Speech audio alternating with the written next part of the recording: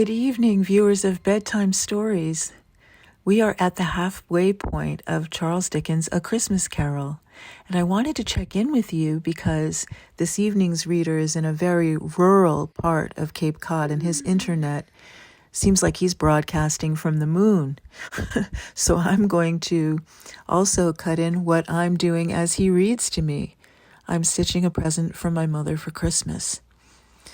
All right, I hope you enjoy this evening's episode and will stick with us for the rest of the series as well, all the way through Christmas. Enjoy. All right. My name is Alan Post. I'm with the Unitarian Universalist Church of Brewster, Massachusetts, out in Cape Cod.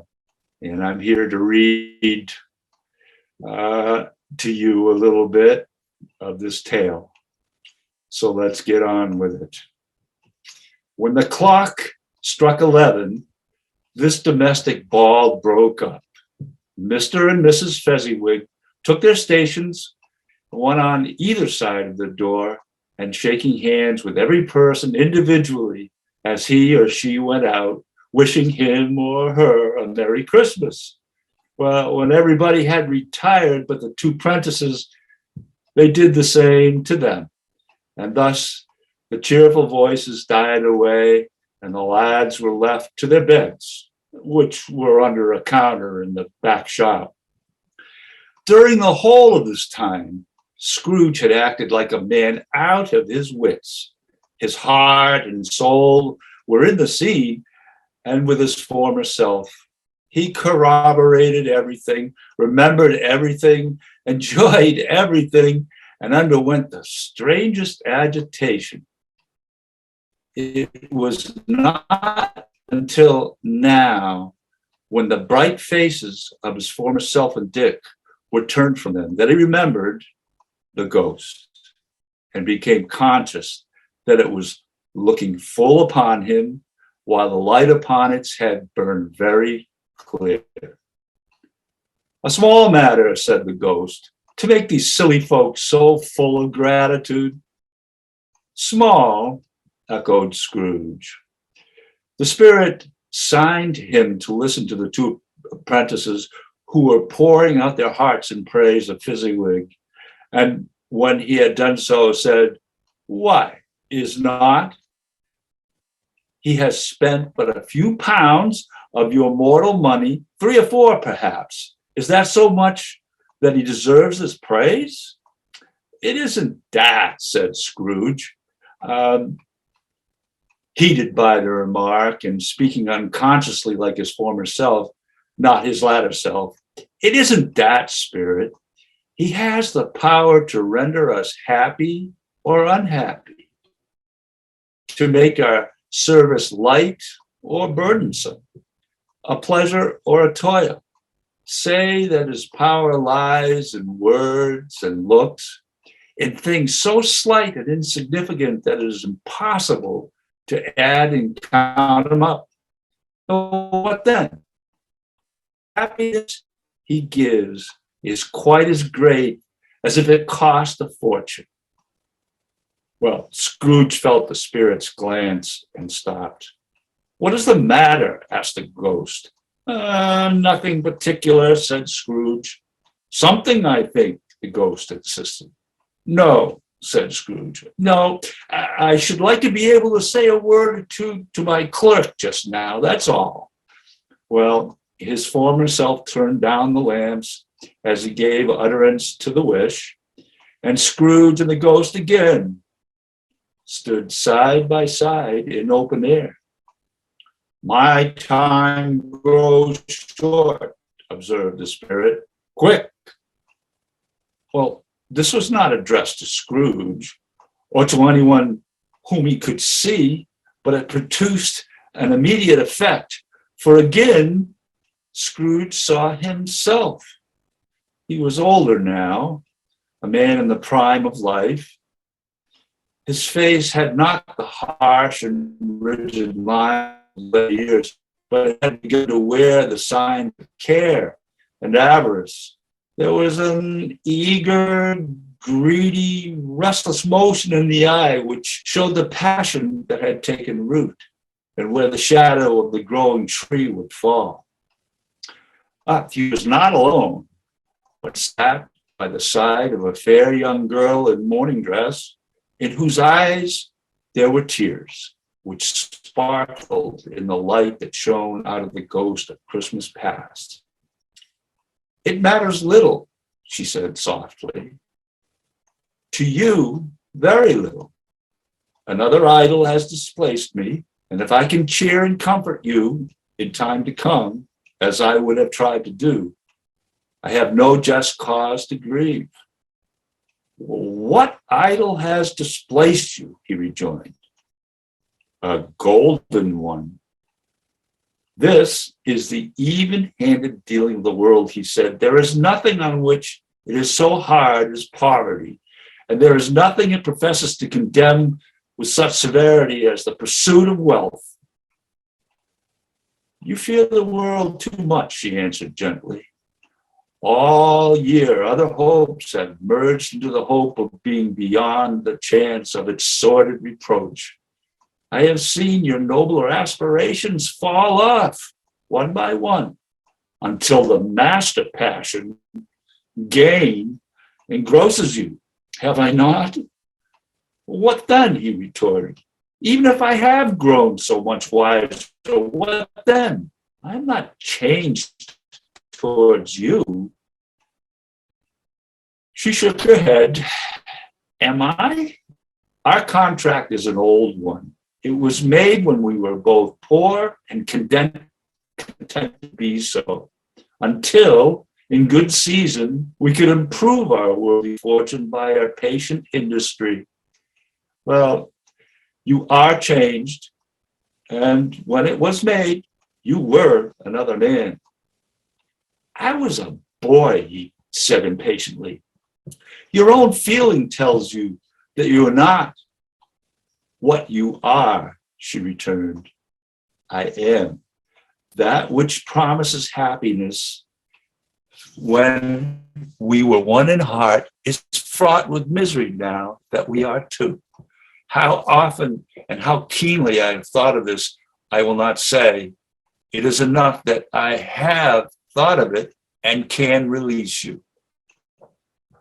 "Have I ever sought release in words?" "No, never." "In what then?" "In changed nature, in an altered spirit, in another atmosphere of life, another hope as its great end, in everything that made my love of any worth or value in your sight." "If this had ever been between us," said the girl, looking mildly, but with steadiness upon him, "tell me, would you seek me out and try to win me now?" "Oh, no." Well, he seemed to yield to the justice of the supposition in spite of himself, but he said with a struggle, "Oh, you think not?"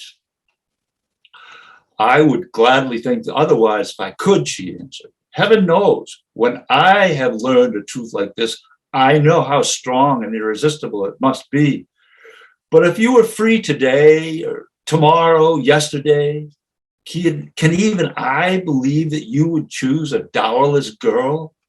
You, who in your very confidence with her weigh everything by gain? Or choosing her if for a moment you were false enough to your one guiding principle to do so? Do I not know that your repentance and regret would surely follow? I do, and I release you with a full heart for the love of him you once were." Well, Scrooge was about to speak, but with her head turned from him, she resumed, "You may, the memory of what is past half makes me hope you will, have pain in this. A very, very brief time, and you will dismiss the recollection of it gladly as an unprofitable dream from which it happened well that you awoke. May you be happy in this life you have chosen." Well, she left him, and they parted. "Spirit," said Scrooge, "show me no more. Conduct me home. Why do you delight to torture me?" "One shadow more," exclaimed the ghost. "No more," cried Scrooge. "No more. I don't wish to see it. Show me no more." But the relentless ghost pinioned him in both his arms and forced him to observe what happened next. They were in another scene and place, a room not very large or handsome, but full of comfort. Near to the winter fire sat a beautiful young girl, so like that last that Scrooge believed it was the same until he saw her, now a comely matron, sitting opposite her daughter. The noise in the room was perfectly tumultuous, for there were more children there than Scrooge, in his agitated state of mind, could count. And unlike the celebrated herd in the poem, there were not 40 children conducting themselves like one, but every child was conducting itself like 40. The consequences were uproarious beyond belief, but no one seemed to care. On the contrary, the mother and daughter laughed heartily and enjoyed it very much. And the latter, soon beginning to mingle in the sports, got pillaged by the young brigands most ruthlessly. And what I would not have given to be one of them, though I never could have been so rude. No, not me. I wouldn't, for the wealth of all the world, have crushed that braided hair and torn it down. And for the precious little shoe, I wouldn't have plucked it off, God bless my soul, to save my life. As to measuring her waist in sport, as they did, bold young brood, I couldn't have done it. I should have expected my arm to have grown round it for a punishment and never come straight again. And yet I should have dearly liked, I own, to have touched her lips and to have questioned her, that she might have opened them, to have looked upon the lashes of her downcast eyes and never raised a blush, to have let loose waves of hair, an inch of which would be a keepsake beyond price. In short, I should have liked, I do confess, to have had the lightest license of a child, and yet to have been man enough to know its value. But now a knocking at the door was heard, and such a rush immediately ensued that she, with laughing face and plundered dress, was borne towards it, the center of a flushed and boisterous group, just in time to greet the father, who came home attended by a man laden with Christmas toys and presents. And then shouting and the struggling and the onslaught that was made on the defenseless porter, something. The scaling him, the chairs for ladders, to dive into his pockets, to spoil them of brown paper parcels, to hold on tight by his cravat, hug him around his neck, pummel his back, and kick his legs with irrepressible affection. The shouts of wonder and delight with which the development of every package was received, that terrible announcement that the baby had been taken in the act of putting a doll's frying pan into his mouth, and been taken in the act and was more than suspected of having swallowed a fictitious turkey that was glued on a wooden platter. The immense relief of finding this a false alarm, joy and gratitude, ecstasy, they are all indescribable alike.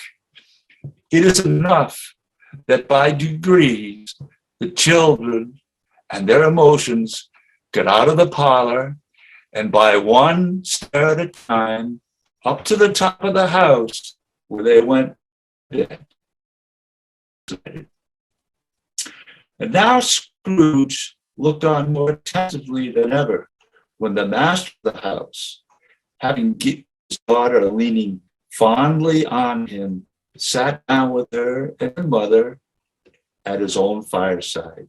And when he thought that such another creature, quite as graceful and as full of promise, might have called him father and been a springtime in the haggard winter of his life, his sight grew very dim indeed. Belle, said the husband, turning to his wife with a smile, I saw an old friend of yours this afternoon. Well, who was it? Guess. How can I? Tut, don't I know, she added in the same breath, laughing as he laughed, Mr. Scrooge. Mr. Scrooge it was. I passed his office window, and as it was not shut up and he had a candle inside, I could scarcely help see him. His partner lies upon the point of death, I hear, and there he sat alone, quite alone in the world, I do believe.